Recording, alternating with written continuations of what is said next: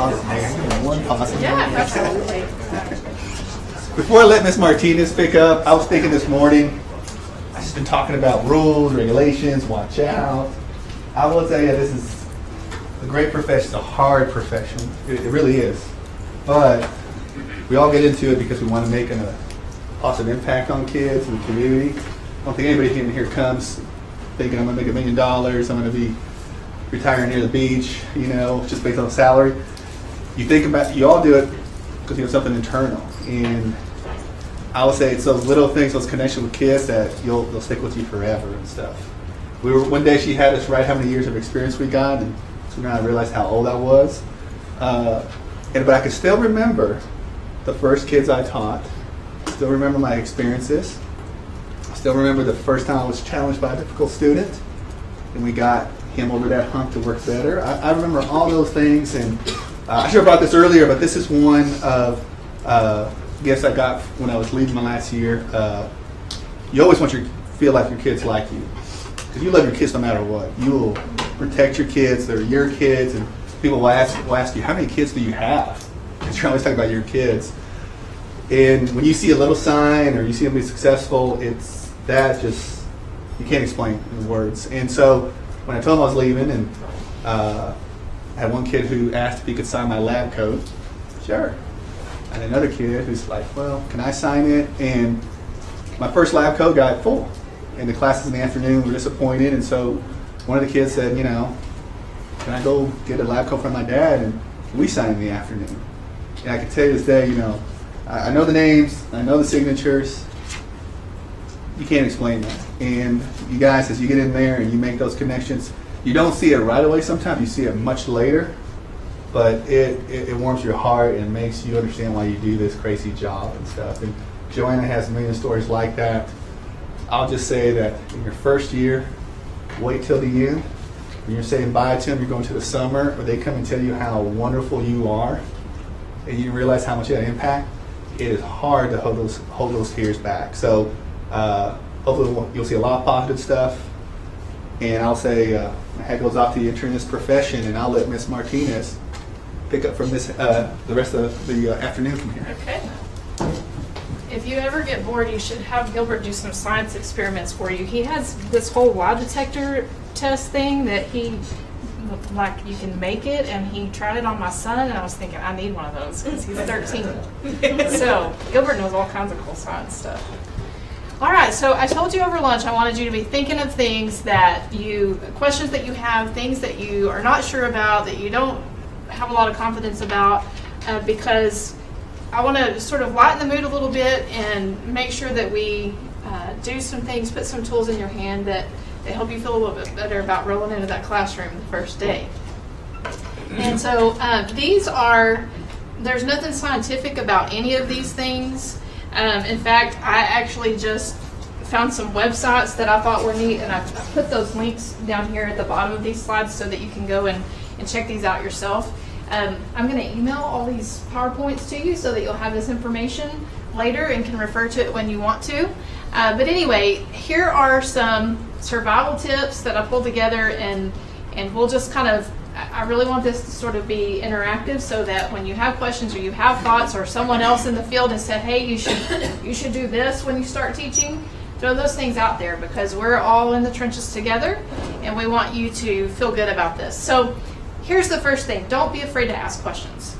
I told you earlier that I was an intern myself, and I just remember thinking, oh my goodness, if I ask a question, they're going to think that I don't know what I'm doing. Well, the truth was, I didn't know what I was doing. I was very young, I was very inexperienced, and I had my teacher manual, and they gave me a lesson plan book, and they said, good luck to you. And there I went. And I remember walking into the classroom the day before school started thinking, what did I do? I was terrified. So, back in the day, we had paper grade books. You may have remembered teachers that you had using paper grade books. They had these nifty little margins that you could, you would write your student's name for your classes, and then you would pull off the tabs for the second through six weeks so that you didn't have to rewrite the names every 6 weeks. I couldn't for the life of me figure out how to make that grade book work. So instead of asking someone, I just rewrote the names, all 80 of them, every 6 weeks, because I was afraid that if I asked someone, they would think I was an idiot. I was an idiot because I wouldn't ask. And after the 5th, 6 weeks, my mentor teacher next door came in, and I was just about in tears. I was so mad I was writing those names again, and she said, "What are you doing?" I said, "I don't know how to work this stupid great book," and I all but threw it at her, And she said, "Why didn't you just ask me?" And she just laughed and laughed and laughed. So there are no dumb questions. Everybody has had a first year. So you need to be able to feel confident asking people how to do things, because they would rather you ask than you try to figure it out on your own and make a mistake. Have an unofficial mentor. I know that you will be assigned a mentor by your campus, but sometimes maybe you, for whatever reason, don't feel comfortable asking certain things of that person. Try to find a friend, someone that you feel like you have a connection with, that's been in it a while, that you can establish a relationship with, and that person can be a go-to person for you as well. So that you have a couple of people that are there on a daily basis with you that you can go to for assistance. Keep a journal. And this was not something that I did that I wish that I had. You'll have days that things go really, really well. And you'll have days that things are an utter disaster, and that is completely normal. Completely normal. So keep a journal, even if you just briefly write down what worked well in a day and what did not. Notes to self. That's a good tip for kind of remembering, especially in the frenzy of the first few weeks of school, kind of the things that you feel like you could build on and carry forward, and the things that maybe you shouldn't try again, at least for a little bit. I thought this one was a great one. Develop stock phrases for sticky situations, such as, and I can assure you that this will happen to you very early on. You'll be in United, or you'll be in Walmart, or you'll be somewhere, and you'll run into a parent who says, "I need to talk to you in the middle of the cereal aisle about my child's grades in your class." And so then you're put on the spot, right? Because you may have your husband or your wife standing there, you may have your kids with you, there's other people around. Obviously, grades and students are a confidential situation, right? So you don't need to be discussing that stuff in the grocery store. But it never fails that someone hits you up when you are least expecting it. So I think this is a great suggestion, to have some phrases already worked out so that you just know instinctively to say, "I am so happy to talk to you about that. I just want to make sure I can maintain confidentiality about that. So if you would, please just shoot me an email and set up a time for me to visit with you during my conference." And just kind of have some things like that worked up and ready to go. Sort of prepare yourself mentally for some of those weird situations that might present themselves. And there's no way to anticipate them all, to be quite honest with you. But some of those things you can anticipate, and it would help to sort of have a go-to list of responses. Don't wait until the morning that you're going to deliver instruction to make copies. Because it's sort of like going to Walmart. Everybody gets the idea to check out at the same time, right? Am I the only one that walks into Walmart and all the registers are open, and then I get ready to pay out, and every register is 7 baskets deep? It's the same thing with the copy machine. Everybody has the same idea. So make sure that you're ready to go the night before. Don't wait until the morning of your lesson. Keep a to-do list. Don't trust your memory. Start out, and I thought this was a great suggestion that someone shared with me. He had been a principal, superintendent, coach, teacher, you name it, he'd done it. And he, to this day, carries an index card in his pocket. And when he gets up in the morning, he writes down a list of things he wants to make sure he accomplishes. And he carries that in his pocket, and he crosses things off, or he adds things to. And everyone has their own style. It may be a note in your phone, it may be in your calendar, whatever it is. Find a way to kind of keep yourself on track and organized, and to help you keep your priorities lined up. This is a really good thing that I actually did myself when I had taken about a 5-year reprieve from teaching when I had my youngest child. And so before I went back in the fall, I made a bunch of casseroles and different things and put them in the freezer. So that those first few weeks of school, when I was dead dog tired, because it is the first few weeks are exhausting until you kind of get acclimated to the pace of it. It was really nice to be able to come home and just throw something in the oven that was already cooked. So as much advanced planning as you can do on the home front, the better. And then just taking time for yourself, especially those of us who are moms and dads too, but you walk in the door and your kids immediately need your attention and you're still trying to unwind from the stress of the day. It's really important, even if it's only for a few minutes, that you can go and get some time just to sort of relax and unwind a little bit. Take time to take care of yourself, because you can't take care of anyone else if you're not taking care of yourself. Good shoes, I can't stress that enough. Heels and cute shoes are awesome, but not when you're teaching kindergarten and on your feet all day. Some people can do it, I can't. But teaching is very hard on your feet and on your legs because you're standing on concrete all day. So think about your feet, and it's worth the extra money to get good shoes when you start teaching, because you're going to be using them a lot. A lot of people in the field call it the guilt bag. It seems like all teachers have a bag that they carry back and forth from school. And I did it too. And sometimes I actually got to the stuff that I felt guilty about and had carried home to, with intentions of working on. And sometimes I didn't. I hauled it right back to school the next day thinking, why did I bring this bag home? But a good bag is essential. If you have papers you need to grade, you want to make sure that you've got something that you can tote back and forth and keep things together, and you're not blowing kids' papers and grades all over the parking lot as you're trying to get to your car. Personal survival kit. Sometimes the instructional day will seem interminable. You'll look up and it'll be 9:15, and then you look up again and it's 9:32, and you look up again and it's 10:01. As you get into the semester, you start to get tired. The mood wears off of the school year, and you start to get tired. We see it in our offices start hitting about October.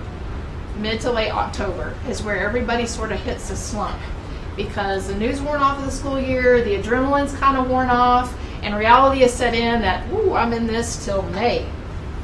And so you need to plan for that, be aware of that. We get a lot of calls, even with my clinical teachers sometimes. They'll come in my office. I had one last semester, and she just cried and cried and cried. And she said, I don't think I'm supposed to be a teacher. I just don't think I'm supposed to be a teacher. And I said, why? Well, all it was she was tired. It was taxing.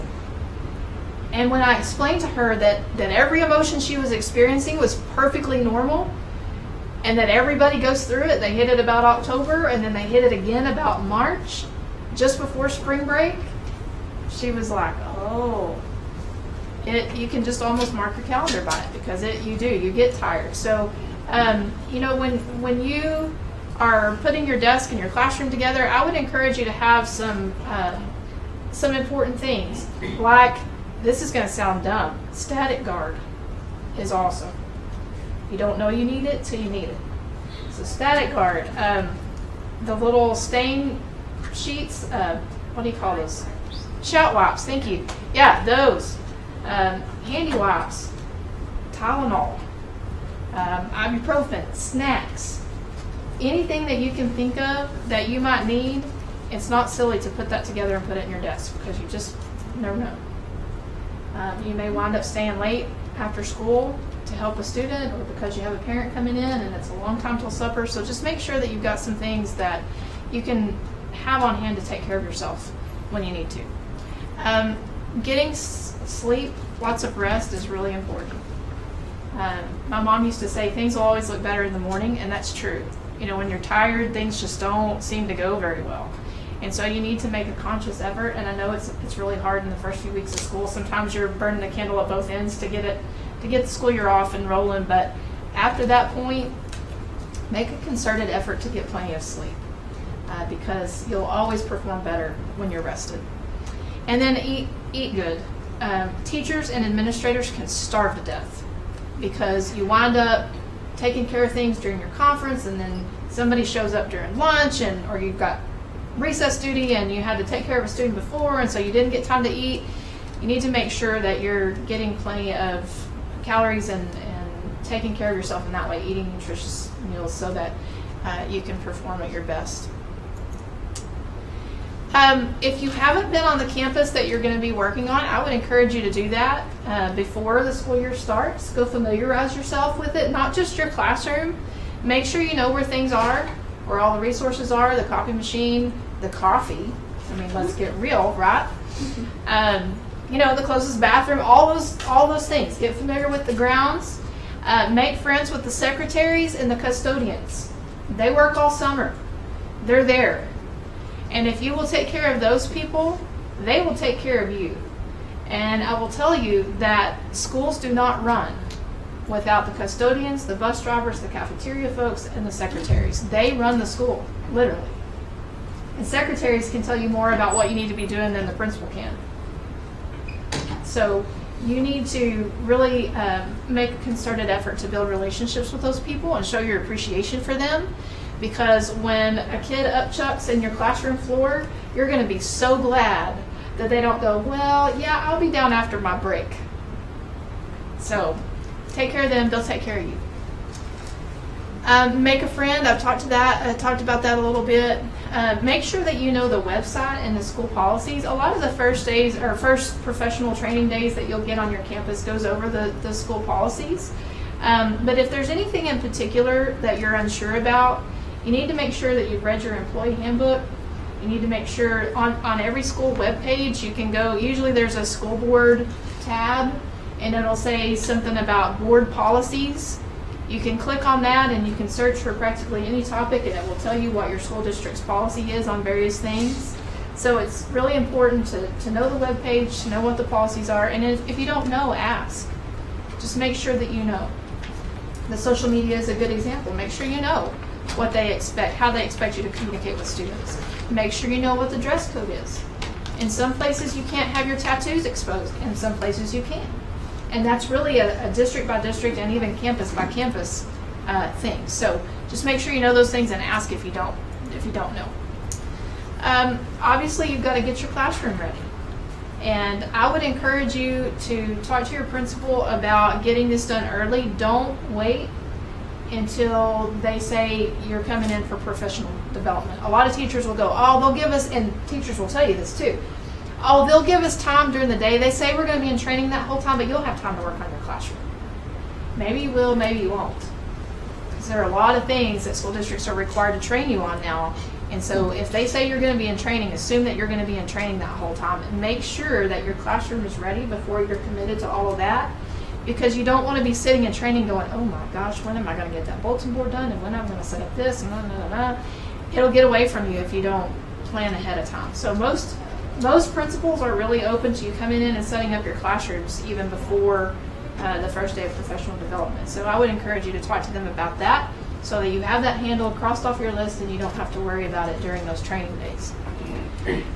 Make your classroom as lively and visually appealing as you can. Make it a place where kids want to be. I did not realize that kids paid attention to that stuff until I would always, at the end of every year, I would give my kids a survey and just say, what did you like about my class? What did you not like? What could I do better? And I had a student one time say, I really like being in your classroom because it's clean and organized and I feel like I can learn in here. And I thought, wow, I guess I'd really never thought about that. But students really do like classrooms that are organized, that they're visually appealing. And I will say, you don't want classrooms that are too busy, because if you've plastered every square inch of your walls with something, guess what your students are going to be doing all day? They're going to be trying to take it all in. So you don't want to overstimulate with your classroom decorations, but you definitely want to make it appealing. Set up the room with your students in mind. Imagine yourself when you're arranging your desks, when you're figuring out where you're going to put your supplies. Imagine yourself teaching and giving instructions to the groups. Okay, get up and get your scissors. Get up and get this. Whoever the line leader is, go pass out the lunch boxes. Think about all those different potential scenarios that you're going to be in, and think about how the layout of your classroom is either going to contribute to the efficiency of that or whether it's going to hinder that. Because you need your resources and your supplies readily available and where kids can reach them. There are certain things that kids don't need to be able to reach. So just think about that when you're setting up your classroom. Think about and talk to your principal about, will you have any students with special needs? Will you have a student in a wheelchair? Will you have a visually impaired student? Those are considerations you need to have in mind as you're setting up your classroom, because you may need to arrange your furniture and your instructional materials accordingly. Make sure that you have the supplies that you need and that your students need. Don't wait and assume that they're going to give you everything that you need. You have to be your own advocate and say, I need a classroom set of scissors. Where can I get those? Teachers you'll find this, they are hoarders, because there are lean years and there are years of plenty in terms of supplies. And so in the years of plenty, you got teachers, boy, they've got stuff stuffed away everywhere, because you never know if the next year's going to be a lean budget year. I do have to tell you guys a funny story. Y'all are so quiet. Like, you're looking at me like, killing me.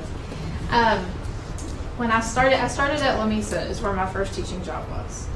And I was actually going to Spain to finish some coursework for my undergraduate degree over that summer. And so I signed my contract. I went and I set up my classroom before I left for Spain so that it would all be done. I had this glorious, huge oak desk. You guys remember those really nice, big, solid, built to last oak desk? I had an awesome one. I put shelf paper in that bad boy. I had all my stuff organized. I was ready to go.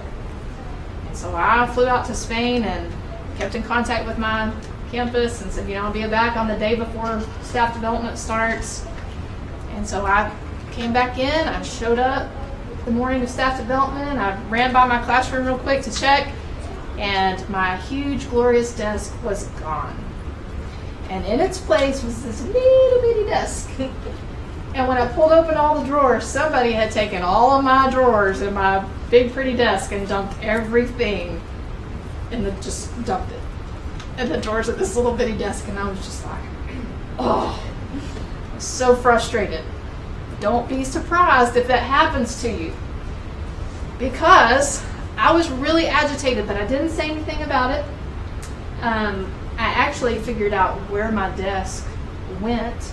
The lady next door to me got it, but I didn't say anything to her, because I thought, I'm probably going to need her help at some point.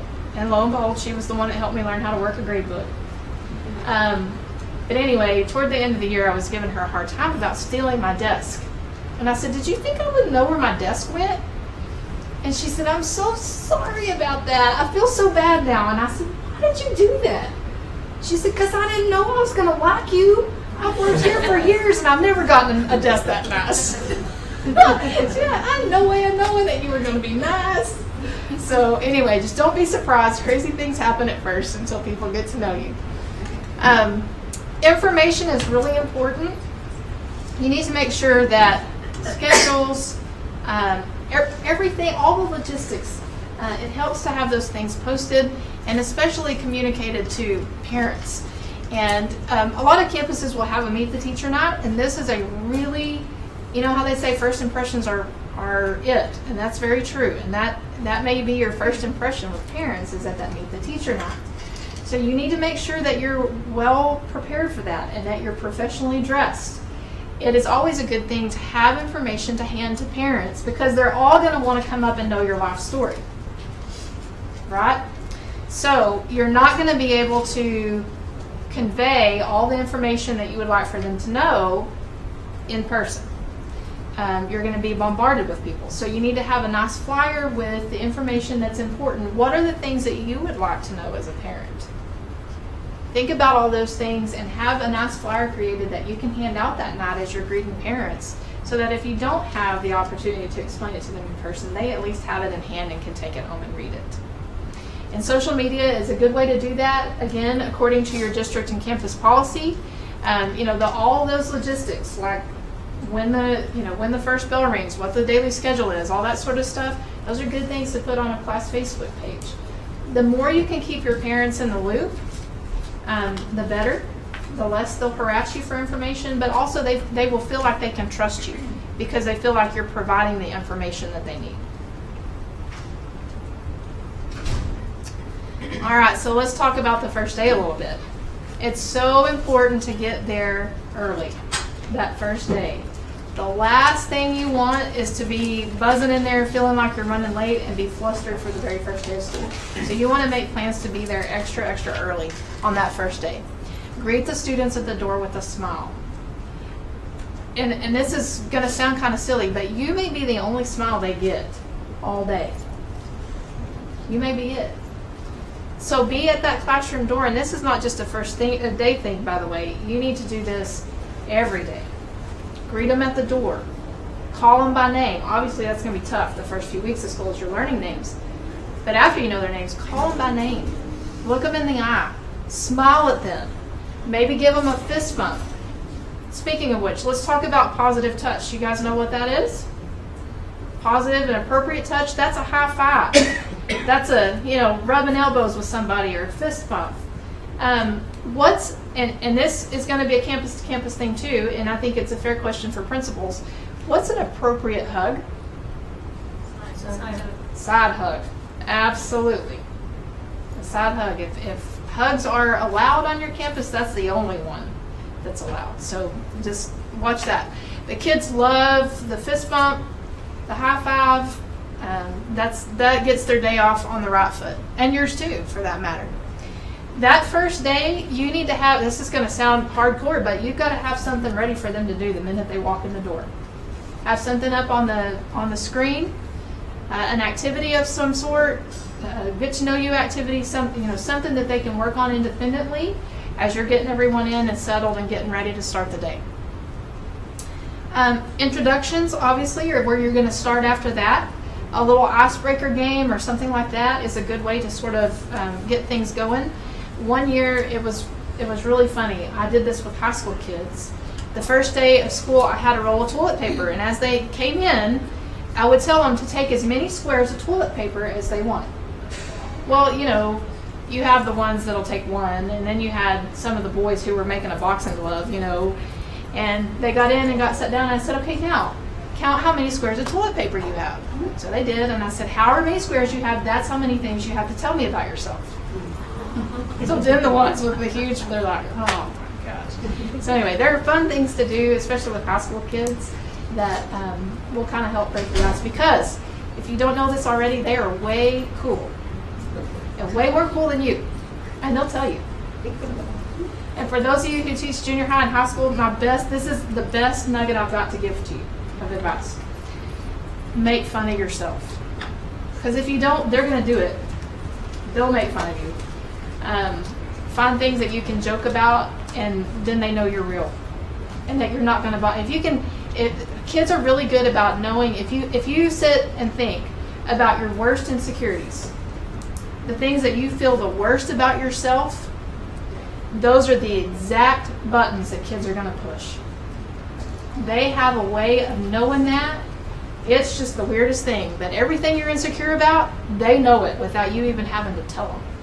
So you got to get ahead of them and think about, when they say snarky things or they say things that you would kind of be hurtful. Get ahead of that. Make jokes about it. My dad always used to tell me I could eat spinach through a picket fence because I had, Mr. Ed teeth. So I would, I might as well put that out there. I just make jokes about it all the time. Well, I disarmed them because I was already making fun of that. So what fun was there in them making fun of it? So anyway, that's a piece of advice I have for you. We're working with high school kids. Beyond that, may the force be with you. I'm just kidding. I actually love high school kids. Seniors are my favorite.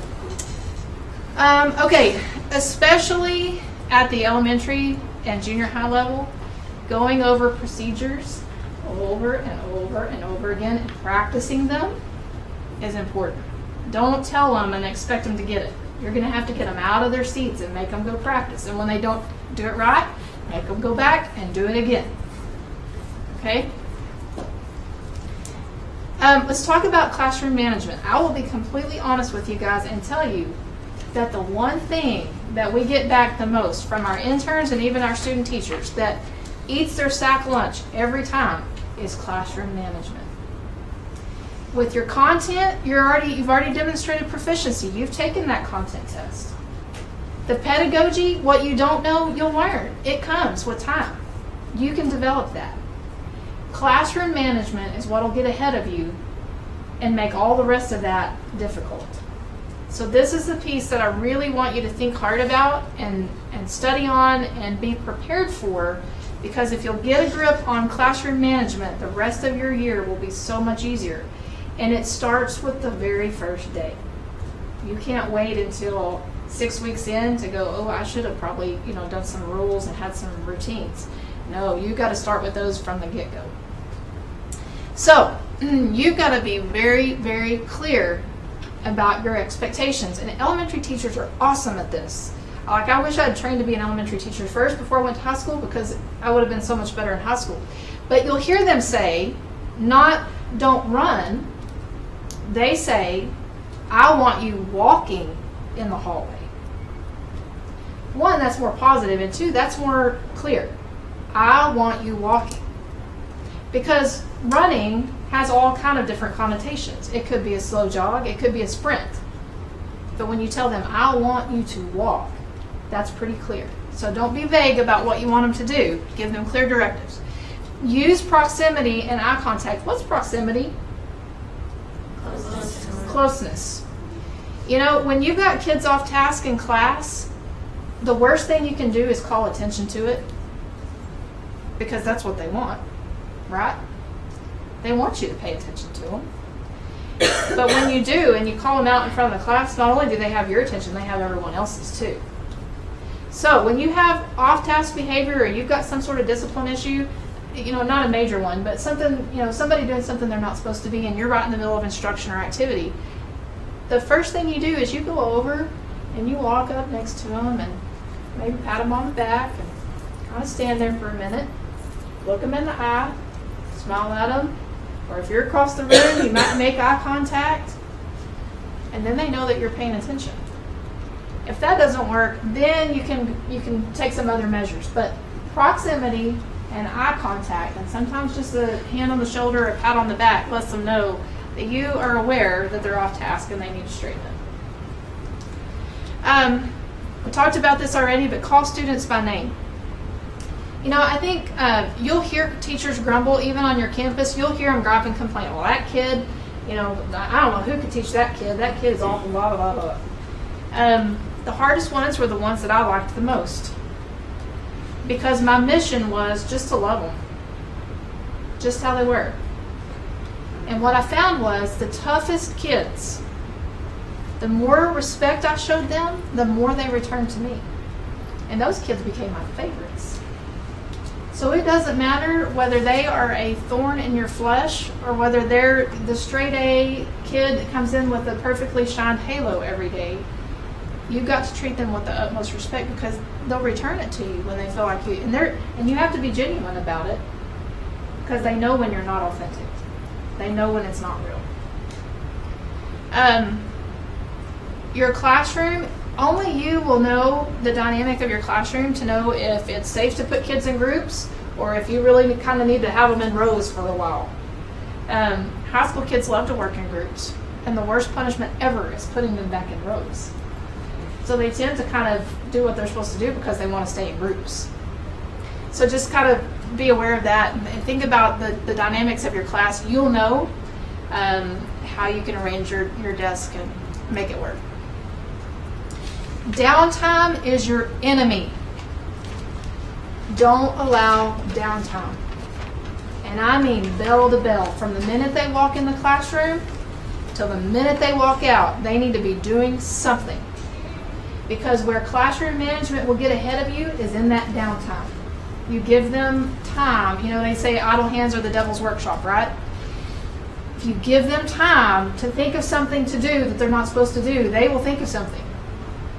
So you need to keep them busy with meaningful learning all period long, every period of the day, every day of the year.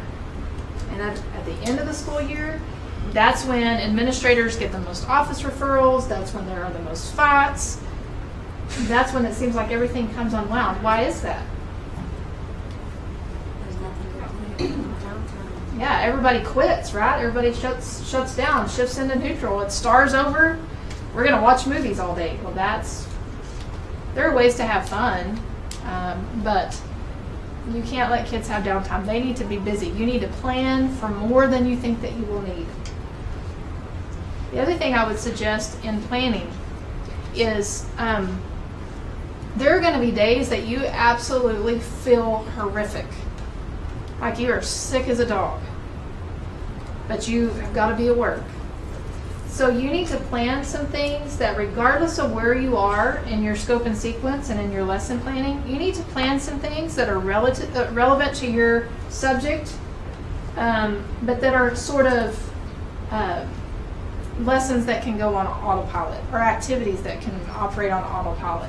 And I'm not talking about once a week, y'all. I'm talking about that once a semester when you have a tremendous headache or you're sick or just not on your A game. You need to plan some things ahead of time to have available so that you're not having to be up. Maybe you were supposed to deliver direct instruction and you just can't do it. I had laryngitis one year for 2 weeks solid, and I could not say a word. So that was interesting, teaching math that way. I did it, but it was tough. So your campuses will also talk to you about how many days worth of substitute plans you need to leave. They'll ask you to develop several days worth of plans that in the event that you get sick overnight and you don't get to campus to deliver your stuff for your kids, it's already there, either in your classroom or in the office where they can just give it to the sub and you're ready to go. Back to classroom management. Have a plan in the event that you have a student that is out of control and you've got to get them to the principal's office, or you get called out by a parent or whatever it is. Make friends with the person next door so that you can step next door and say, I've got to step out for just a second. Can you keep an eye on my class? Or maybe there's a panic button on the wall where, and every campus kind of has its own policy where you can buzz the office and say, can you send a paraprofessional to cover my class for a minute? But know what you're going to do in those situations so that you don't have to figure it out on the fly. Choose your battles. Not every off-task behavior has to be addressed. And that is one of the hardest things that I had trouble distinguishing every year what was worth fighting and what wasn't. And every year is going to be a little different. But you don't have to address every single thing, because if you do, you'll never get anything taught. Some things you just ignore it and pretend like it didn't happen. Now, if somebody gets up and screams an obscenity, obviously you're not going to let that roll. But something, if somebody flicks a paper football across the room and nobody else notices, no point in even calling that out. So just choose your battles wisely. Don't ever get drawn into a power struggle with a kid, because you'll lose every time. Every time. If you haven't done any reading in Love and Logic, it's a really good resource because it talks about that. And some parts of it I think work really well. Other parts I've not been able to implement even with my own children completely. But it talks about, kids arguing with you. And I actually did this with the parent one day, and it works. The parent was really mad at me because she let her kid go hunting. And I counted him unexcused. And she didn't understand that. Skip school to go hunting. So she was really upset with me. And she just kept arguing, and I just kept saying, I won't argue with you. I'm not going to argue with you. And the louder she got, the quieter I got. I'm not going to argue with you. I'm not going to argue with you. And finally she jumped up out of the chair, stormed out my office, and slammed the door so hard it almost broke the glass. But you can't allow yourself to get pulled into that with kids, or with parents for that matter, because you'll lose every time, because they'll wind up making you look like the heel. So just don't get into those power struggles with kids. Use the same phrase. We're going to do our work now. We're going to be on task now. I'm not going to argue with you. You are the authority in the classroom. You're the adult. And just make sure that they are not able to pull you into a childish argument. Be kind, be consistent, be firm, and be fair. Those are all loaded terms. Some days it's difficult to be kind. Some days when they're really trying your patience, it is hard to be kind. But you can find something good to say about anybody if you try hard enough. So just remember that parents, they don't keep their good kids at home and send the leftovers. They send you the very best they've got. And so they're yours to work with. Be kind to them because you don't know what's going on in their lives either. Some of them deal with a lot before they even get to school. Kids want to know that you have boundaries. They want to know that there's a certain point at which you're not going to let them continue on in a bad behavior. And whether they'll tell you that or not, they do like that. They want to know that you're going to hold them accountable for their actions. So don't be afraid to use the discipline system that your campus has, or to implement the discipline system that you have in your classroom. They need to know that you love them enough to make them mind. And you can do that with kindness. Treat everybody the same. There's nothing that kids can pick up on faster than when you allow one kid to do one thing all the time, and then someone else tries to do it, and they get their hand chopped off. So you need to make sure that you're treating everyone the same. Transitions are a big deal. This is a big part of classroom management, because when you move from one activity or one segment of your lesson into another, that's the time when kids are going to go, ooh, change of pace, and they're going to try something silly. So you may use music, you may use a timer, there's a million different ways to do it, but you need to plan for your transitions so that it's not just mass chaos. You can move from one thing to another in a smooth fashion. Let your routines be predictable, and your instruction not so much. And by that I mean, please don't misunderstand me, I'm not comparing kids to dogs, but kids can be trained. I have 2 American Bulldogs, and we go through the same routine every day when I get home. They follow me to my bedroom, they bark at me until I turn around to look at them, and then they both sit down, and I pet them both at the same time, because otherwise they get jealous. And then they let me change my clothes and put my jeans and tennis shoes on, and then they follow me to the kitchen, and they sit there and wait for me to feed them. We do the same thing. It's like Groundhog Day. We do the same thing every day, and they know exactly what to expect from me. And I like it that way, and so do they. Well, kids are the same way. Kids want to know that you're the same person walking through the door every day. And they want to know, relatively speaking, exactly what's going to happen in the course of their day. Because you're a stabilizing force in their life, especially when they get to junior high and high school and the hormones are raging and there's all this social stuff going on. They need you to be their rock. They need that consistency. They need to know that you're the same day in and day out, and this is the way it's going to be in your classroom. Okay? Your instruction, that should be exciting.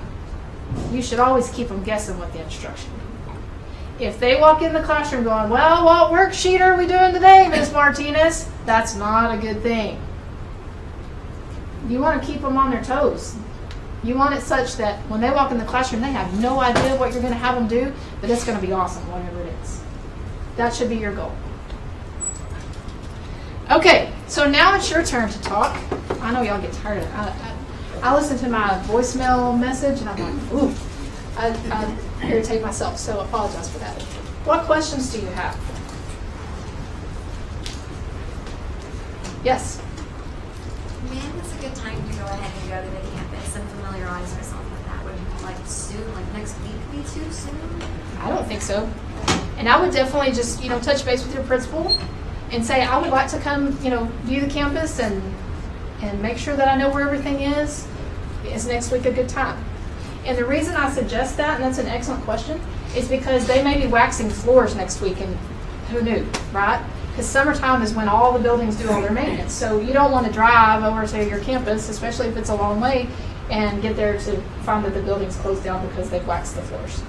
So I would call first, but no, that's definitely not too soon. And I think that you need to be able to visualize yourself in a place. I don't know if you guys do that, but I visualize myself in a place so that I can start becoming comfortable with that environment. And I think that really helps. The sooner you can do that, the better. What else? Any advice on learning student names? Oh, that's a tough one. I would suggest, are you elementary? Middle school. Middle school, okay. I would suggest doing seating charts, at least the first few weeks. And write, once you get them in seats, write their names down. And every day when they come in, I have to put a face with the name with something on paper. For me, that's just how I have to do it. I would just suggest doing that. And that way, when you're up in front of them, the last thing you want to do is be a month into school and either call them by the wrong name or go, that's embarrassing. So if you've got your seating chart right there, you can just quickly glance and know what their name is without completely giving away the fact that you didn't know their name. And then once you know their names, then you can swap them around. Sometimes I would have them do kind of an all about me sheet that would give me interesting information about them. And some of them would have really cool nicknames and they prefer to be called by their nicknames. But I would try to associate characteristics or things that they put on that sheet with their names, try to help make a connection. It's just a process. And the more papers you grade, the easier it gets. You'll get to the point where you could be like one of those forensic investigators that could analyze handwriting because even if they don't put their name on the paper, you know which kid it is because you get so used to their handwriting. So, it might work to have, like if you had a yearbook from the year before, every time you're grading their papers or doing something with their name, to have their picture. I don't know. That's kind of one of those things where everybody does it a little differently. It's a good question. It's one of the toughest things, to be honest, at first. You could do name tags, I guess, if you wanted to. A lot of people do the table tents, where they fold the paper and they have them do their table tent. I actually did that one year and had them decorate them all, and they thought that was cool.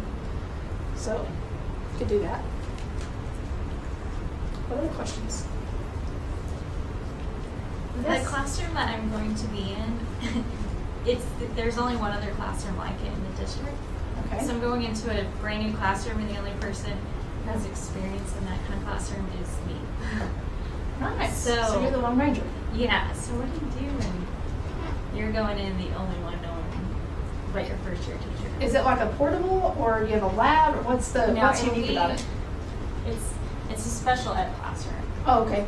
But it's going to be in the middle. So it's going to be like they're too much for resource, but they're not enough to just be like they're going to do a lot of inclusion. And so it's like a happy medium. Mm-hmm. Special success. Do they call it special success? I don't even think They call that special success. Well, I was going to say that if you said there's one other classroom like it in the district. And I'm coming from, I was a paraprofessional in that classroom. Okay. And so you still have a connection with that teacher when you can talk to that teacher. Yes. I would also, talk to your principal and see if if the principal knows of other campuses that have a similar arrangement and where you could contact teachers on other campuses, even outside your district, to see how that's done, because that would be a unique situation. It would take some figuring out. The nice thing about that is when you're the only one doing it, nobody can say, well, you're not doing that right. Really, how do you know? I'm the only one. Yes. Where do teachers buy classroom decorations? Good question. I've never seen them. Okay, well, it kind of depends on what you want. Mardell is a good place for lots of teacher stuff. There's a great store in Lubbock called Teacher Heaven. It's like I died and gone to heaven when I go to that place. It's so awesome. And people are in there are really nice and really helpful. That's a good place to go. Just when I taught math, I did kites. I suspended kites from my ceiling, and so all of my bulletin boards, everything were fabric. I went just to Walmart and bought bright fabric and matched it to all my kites. So I had to go to a hobby shop to find the kites that I wanted, because I wanted like the real ones, not the plastic ones.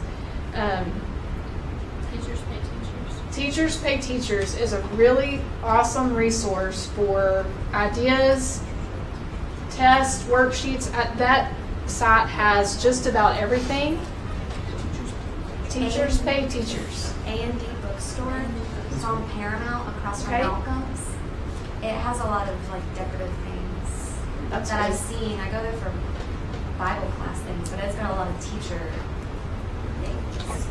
It's That's really good. cool, borders and posters and all kinds of different. Well, even Joanne's Crafts, they have lots of neat baskets and things like that. So Joanne's Crafts is another place that you might look. Target, a lot of times, will have neat stuff.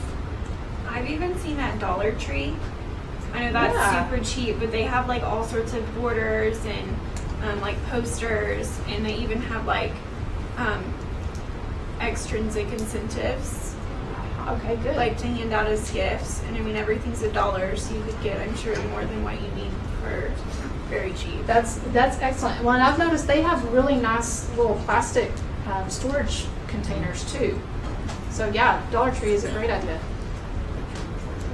What supplies will we be able to expect the district to give us that we won't have to worry about? That's the $1 million question. Every district is going to be different. But I think, now would be the time to kind of, if you've not seen your classroom and you don't know exactly what all is going to be at your disposal, now is a good time to do that, so that you kind of know what you need to be getting. And, usually principals will give you a classroom budget. That too is going to be very campus and district specific.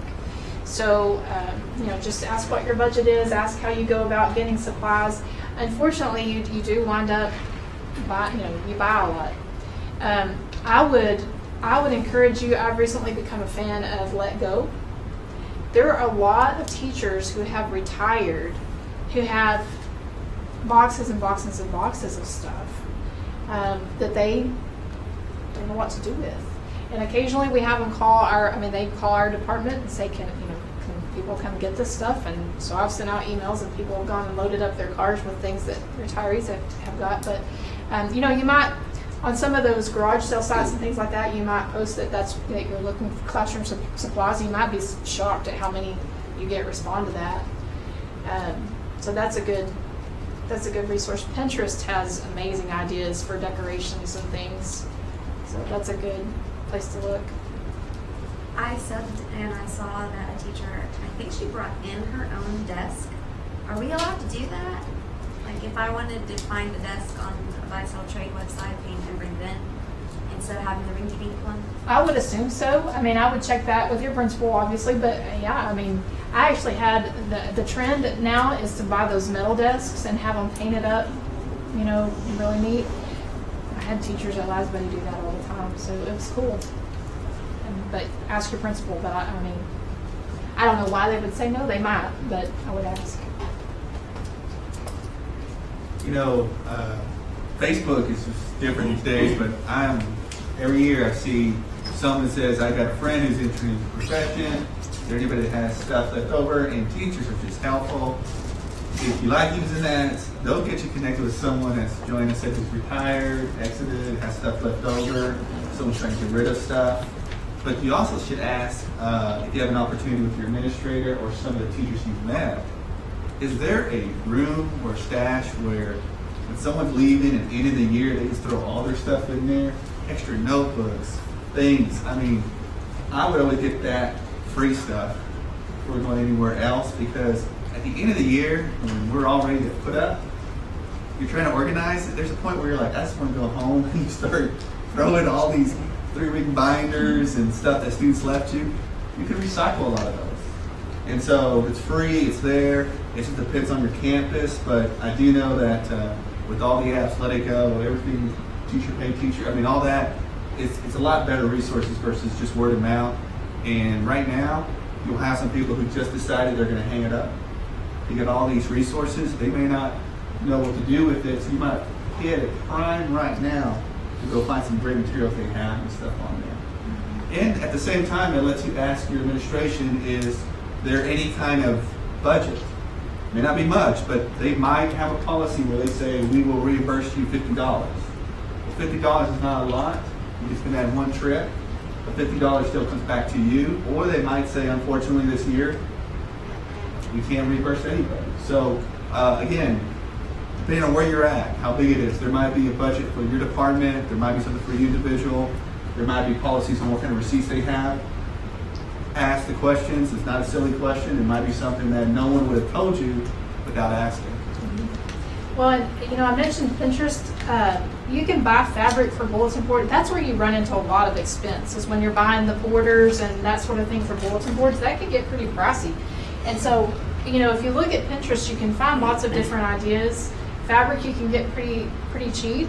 And there are lots of different things that you can do instead of the little paper borders that are cheap. And so I would just encourage you to, you know, think outside the box, be creative.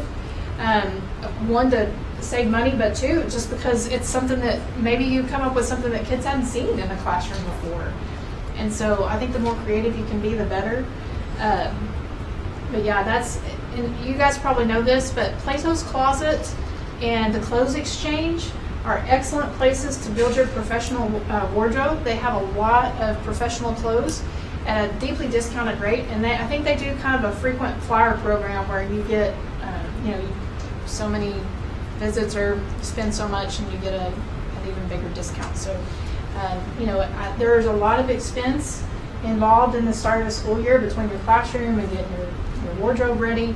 So those are good resources. The Salvation Army and Goodwill have great, stuff. You can pick up lamps and different, small tables that you might need. Just be creative, because there are lots of good places like that. Restore is another one. Have y'all ever been in there? It's the Habitat for Humanity store. They've got the cool stuff in there. So you might check that out. We're asking great questions. What other questions do you have?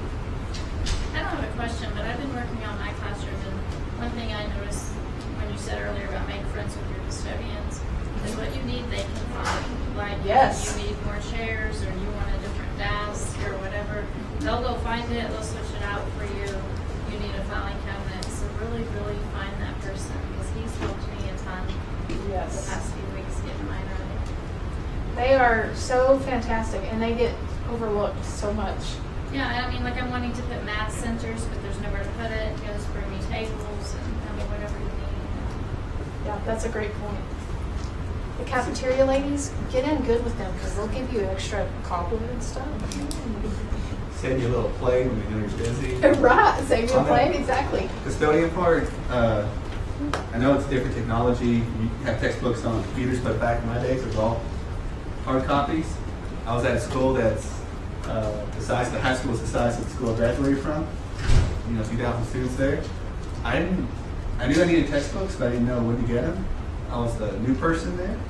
Me and this other person, this other science teacher, we got the last set, the incomplete set that had book cover torn off, pages missing.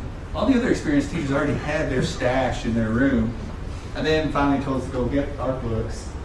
I stayed late because this first-year teacher, the custodian, was nice enough to grab me a set of new books before the second year started. Just took them to my room, put them in the closet.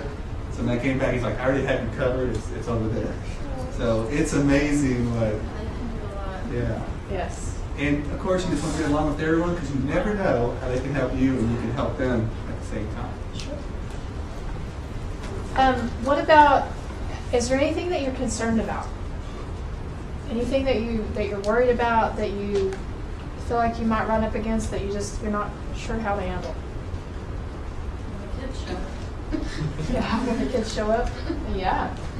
It's nerve-wracking. It's intimidating, because you think, I remember thinking, oh my gosh, these people trust me with these kids. Like, what were they thinking? It's intimidating. One thing that they teach us in principal school, and they should teach us in teacher school too, fake it till you make it. If you're nervous as a cat, don't let them know that. If you're not completely confident, then don't let them know that. You act like you are. That's not the same as never admitting that you made a mistake. Kids will eat you alive, and it's gonna happen, y'all. You're gonna add two numbers together and get the wrong sum and tell them that's right. When they go, "No, Miss Martinez, that's not right," then that's when you either go, "You know what, you're right, I'm so sorry, I have not had enough coffee today." Or you say, "I'm so glad you're paying attention, because I did that on purpose to see you." Sometimes you can just roll with it. But always admit when you've made a mistake, because that means that the kids can make mistakes too. It makes it okay. There's never anything wrong with apologizing either. just do everything that you can to be so prepared that you're comfortable in your own skin when those kids walk in the room. Know your stuff. Know your content. Is everything going to go perfectly? Absolutely not. It wouldn't be school if it was going to go perfectly. The school business is a messy business. I will tell you the very most important things that you're going to do you won't even know you're doing. And I'll kind of end this section with the story, and then we might go ahead and take a break and come back. As I told you, I was an administrator in my former life, and I had a kid who was going to be a senior in a neighboring district, and I had known his mom for a long time, known their family for a long time, but this kid was not in my district. Anyway, his mom called and said, Joanna, Zach is talking about dropping out of school. I said, why? He's a senior. She said, well, the school district is going to make him cut his hair, and he just does not want to cut his hair. And I said, well, how long is his hair? And she said, well, it's like chin length. I said, okay. I said, well, what do you want to do about it? She said, well, I'd really like to see if you could talk to him and see if he could come to school at last Monday. I said, okay. I said, bring him out. So Zach comes out. Y'all, clean-cut kid, mannerly, courteous, smart. And his hair is about chin length, but it's clean, it's combed. I'm like, well, I said, Zach, if this is the biggest issue, I got bigger fish to fry. This is not a problem for me. As long as this is the way you keep it, then we're good. You can come to school here. He had great grades. I mean, there was no problem. The hair was just the issue. And so he said, awesome. So he came to school in my district. He did a great job. He kept his grades up. He kept his nose clean. He was never in trouble. But I met him in the hallway one day, and his hair had gotten a little longer than what I told him. And so I said, hey, Zach, would you do me a favor this weekend? This is like on a Monday or Tuesday. I said, would you do me a favor and just get your hair trimmed up this weekend? It's looking a little shaggy. And he goes, okay. I went on about my day. The next morning, I met him in the hallway again, and he'd already gone and gotten a haircut. It was all cleaned up, perfect. I said, Zach, you're my hero, man. And he goes, what? I said, you did that without me even having to ask you twice. I really appreciate that. And I just went on about my business. Well, the next morning, his mom calls me. And she says, Joanna, you have no idea what you've done. And I'm thinking, oh, crud. Your mind starts going, I'm thinking, what did I do? And she's crying on the phone, and she says, Zach comes in every day after school and goes straight to his room, and I say, how was your day? Fine. And he goes in and closes his door. She said, yesterday when Zach came home from school, he came in, I said, how was your day? And she said, he stopped dead in his tracks and looked at me and said, I'm Miss Martinez's hero. And she said, you will never know what that meant to him. And I'm thinking, holy cow, I didn't even remember it. I had no clue that little thing, that little exchange in the hallway was the one thing that he brought home with him out of everything else that had happened to him that day. And, Zach was one of those kids that kind of had the personal space bubble. He just, he wasn't standoffish, but he just kind of had his space. Well, at graduation, we always had a reception in the cafeteria after graduation. Zach was in the cafeteria, and I walked up and I said, Zach, you made it. Did you think you were going to make it? And he said, I wouldn't have made it if you hadn't let me come to school here. And would you believe that kid hugged me 3 times between the cafeteria and the front door leaving that night? And it still shocks me to this day that one simple conversation that took no more than 20 seconds made that big an impact on a kid. So, all of this stuff that we're talking about, it's important. Curriculum is important. Lesson planning is important. STAR is important. That's all important. But the very most important thing that you do every day is you love on kids. And how, they may not remember what you tell them, but they're going to remember how you made them feel. So just remember that when you feel like you've just been a miserable failure as a teacher, if you've loved on kids and treated them with kindness and respect and given them a smile and called them by name, you're doing what you should be doing. The rest of it will come. So, okay, on that note, let's draw for the last 2 mugs, and then we'll take a quick break. You want to draw for me? Go 974-4400. 400. 4400. Woohoo!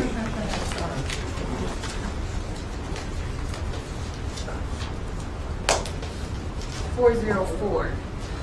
Who's got 404? 404. All right.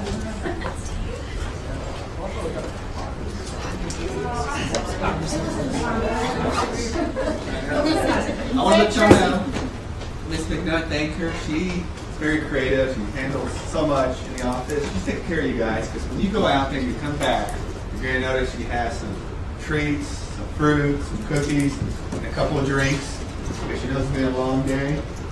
She's got a set up there. I want to thank you, because that's the extra stuff she does that people don't see. So on that note, I just want to let you know there's some goodies for you when you come back also as well. All right, let's take a break. It's 2:10, so let's come back at about 2:20. 2:25. 2:25. Guys, let's do it. Get rolling so that we can get you out of here on time today. Y'all have been a great audience. I really appreciate it. We did not have the opportunity this morning to view the ethics videos, and I know it probably feels like we're beating you over the head with this ethics stuff, but it's so important that we go over this with you, because ethics education becomes more of an ethical quagmire every day. And so I feel like the more prepared you are for that, the more that you've thought about that, the better position you are when you're starting your school year. So we'll go ahead and get started with Module 1. Hi, I'm Principal Don Wright. Welcome to McCorkle Middle School. McCorkle is pretty much like any other middle school in Texas. We're doing okay academically. Our football team took district last year. Go Marmots! And our teachers are, truth be told, teachers here have some ethical issues. I was brought in at the beginning of the year to help provide some guidance. And even though only 1% of Texas teachers are charged with ethics violations in a year, I'm beginning to think they're all here. Mr. Dill, remember what we talked about? No hugging.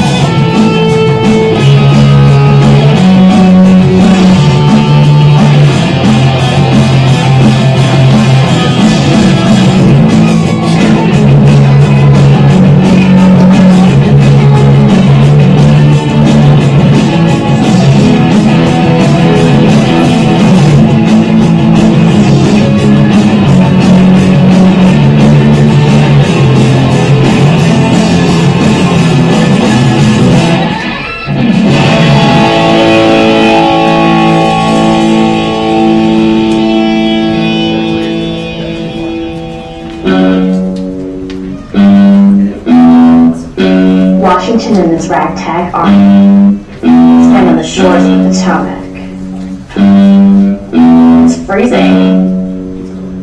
Their clothes are torn and threadbare. Hunger gnaws at their stomachs. The future looks as bleak as our December sky. But one thing keeps them going. The desire to live free. So they suck up their courage, climb into those little boats, and paddle across the icy river. Your assignment for next week is to write the lyrics to a heavy metal rock song about what happens next. The Battle of Trenton.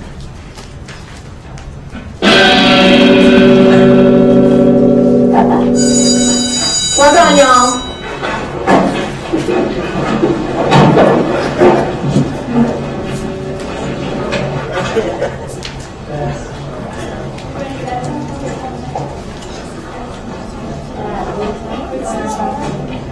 Miss Vasquez is so cool. Yeah, I wonder what heavy metal sounds like on a flute. That looked more like it, people. Music to my ears. Lila, can you stick around for a second? Just keep practicing. Look at that sheet work. Keep on working those scales. Catch you later. I just want to say how impressed I am with your playing lately. You've really been making an effort to improve, and it really shows. Thank you. I'd say that you're becoming one of the most talented flute players I've worked with. Wow, really? Thank you. I'm very, very impressed with you. Thanks. I'm really looking forward to the UIL competition on Saturday. Me too. I'm just a little nervous. Don't be nervous. You can sit with me on the ride over. I'll help you settle those butterflies in your stomach, right? Okay. Yeah. Thanks. Okay. I've always liked Mr. Richmond. He's really nice, and he's always encouraged me. Jenna thinks he has a crush on me, but that's ridiculous. I mean, he's married. Lila's a great girl. A real talent. She's just got so much potential. I don't know if Lila sees it, but Mr. Ridgemont is definitely coming on to her.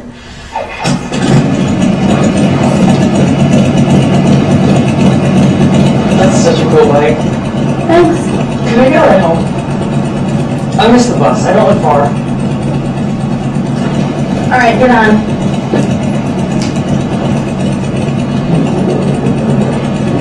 Here, put this on.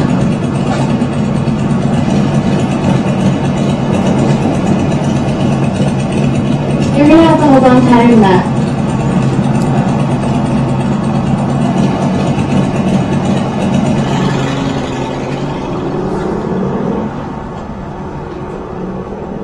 I would say the biggest problem we have at McCorkle in terms of ethics violations has to do with boundaries, that line between teacher and student that's designed to maintain a professional and respectful relationship. Now, some teachers knowingly cross that line, others just kind of slide across without realizing what's happening. This is from the band trip we took to South Padre Island last year. I brought my family along. Heather, where are you? I don't want to be disqualified because we're late. Well, get your tail over here now. She'll be here in 2 minutes. Okay, that's good. This is my second wife, Linda. Lila, Linda. You two look alike, you kind of have the same name. It's very funny. I feel like I really got to know Mr. Richmond. You know, as a person, not just as a teacher. The part about his wife was a little personal, but I wish more of my teachers were as open and friendly as he is. Oh, and he gave me a gift. Mozart, my favorite. I thought that was sweet. Moving on to prefixes, suffixes, and word roots. Let's take a look at some common prefixes. They include A, ab, B, mega, micro, bene, and mal. Then we have a special category of prefixes known as prefixes of quantity. Semi, hemi, Trevor, forever,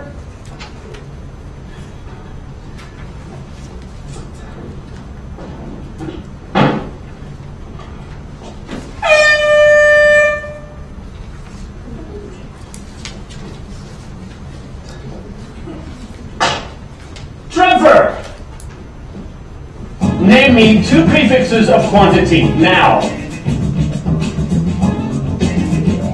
Exactly, outside. Mostly I just try to get through the day without throttling one of them. It can really test you, you know? And you're not supposed to touch them. So I've got to use creative ways to get their attention and provide a consequence. Like the air horn. Although occasionally some of the other teachers do complain.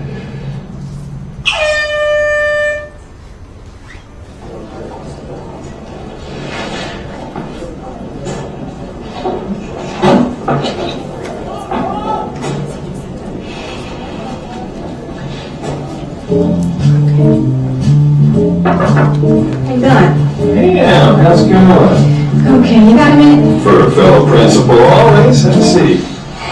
It's about one of my teachers. Okay. Teaches third grade. Great with the kids. Good performance reviews, but a few times lately I've seen him with a student on his lap. Oh, boy. Yeah. And I gave him a warning the first time, but it happened again yesterday. Well, so what'd you do? Well, see, now that's the thing. I know the next step is to report his behavior to the superintendent, but I feel really uncomfortable doing it. I mean, like I said, he has a great record. He's an active member at my church. All right, let me resolve your moral quandary right here. Nobody but Santa Claus can have a kid on his lap. Ever. Now, you gave him a warning, so now you have a legal obligation to report the second incident. Yeah, but it doesn't make it any easier. Well, look at it this way. Guy could be Mr. Creepy. Mr. Creepy? Yeah, you know, one of those guys doesn't do anything overtly sexual with the children, at least not while anyone's looking. And one day you've got an angry parent in your office because little Johnny says teacher touched his private parts. It happened. First school I ever taught at. Teacher saw a colleague touching children. Didn't say anything about it. Oh, she was devastated when he actually abused a child. Okay, I'll do it. Awkward, but I'll do it. Well, better safe than sorry, right? Yeah, well, I'll let you know how it turns out. All right. And thanks. Anytime. Mercy. Mr. Creepy gives me the creeps. You know what else gives me the creeps? High school teachers who date students. I mean, some teachers think that just because a student's 18, he or she is fair game. Can you believe it? This just in, no! You can date students when pigs fly. It's taboo, verboten, hands off.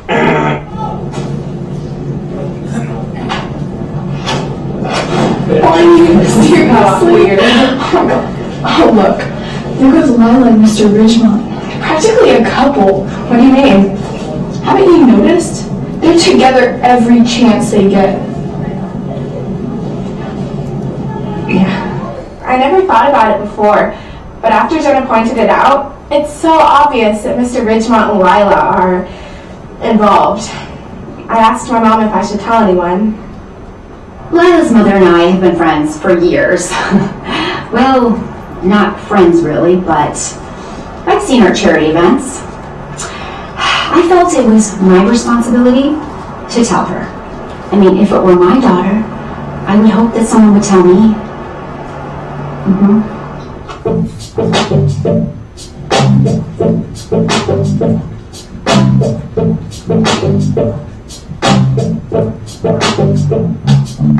You text more than any person I know over the age of 13. Well, maybe that's because I'm texting a 13-year-old. What? I would never text a student. That's because you don't know how. Every time you text a student, it's like a bullet that can come back and maim you. You need a firewall between you and those little ferrets, trust me. I don't know. You can learn a lot by texting students. For instance, hey, Ridgemont, what's up with you and Lila? Wait, what? Texts are flying about you and your favorite little flute player. Seems like you two have your own little private duet going. No, you can't be serious. No, yeah, I'm serious. No. Don't touch it, this one. Ah!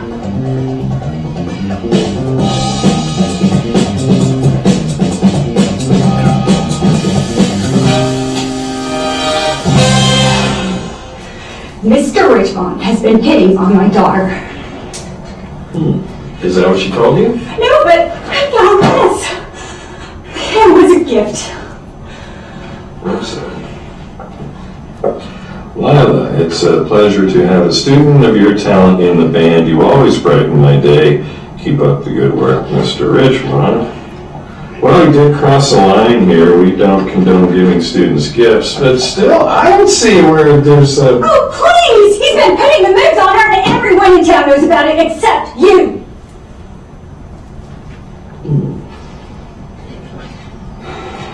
Well, let's get to the bottom of this then.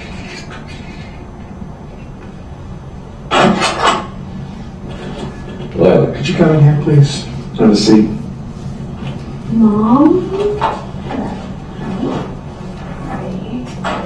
I want to ask you about where did you get that? I got this from your room, and I noticed your teacher is signing something. It doesn't matter. It doesn't matter. He gave it to you. It's not yours. It's mine. So he gave it to you. Yeah, it doesn't matter. It does not matter. To give you a friend. Wait, why am I here? There's nothing wrong. What's going on with you? He gave me a gift. It doesn't matter. I'm so mad at Jenna.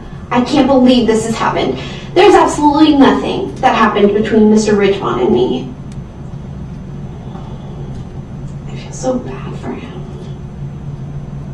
No, of course not. I don't regret talking to the principal, not for a moment. Put yourself in my shoes. What would you have done? Where there's smoke, there's fire.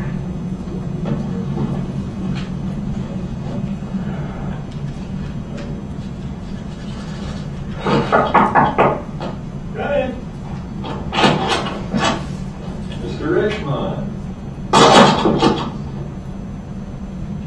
Of course it's embarrassing. And it's outrageous. I mean, what if my wife had gotten wind of this or something? Hey, honey, what is Price seeing you here? At school.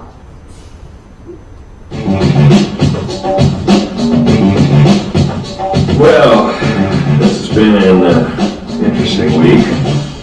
As part of our ongoing refresher course on teacher ethics, we're going to review the key points of teacher-student boundaries. And to help us do that, I have an excellent film that I stumbled across in the library. The library?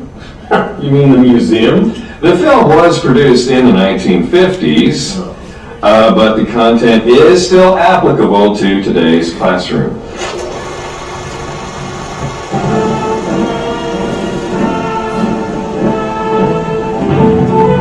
Tennis on a spring day. Great exercise and a great way to think about the relationship between teacher and student.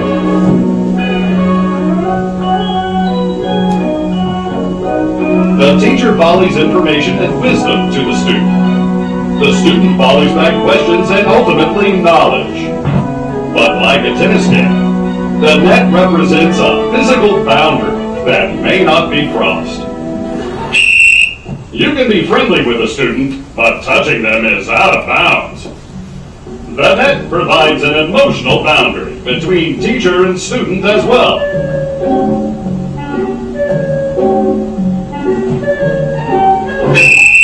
Watch it, mister. Tame your thoughts. Even thinking about flirting with your students is unsportsmanlike conduct.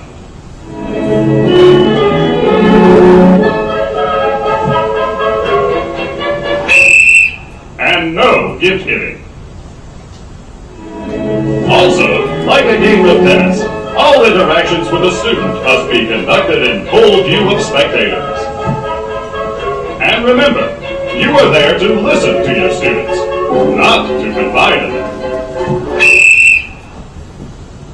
Remember, you are the adult, not your student's friend or peer. Be friendly, but professional, by maintaining the boundary between student and teacher.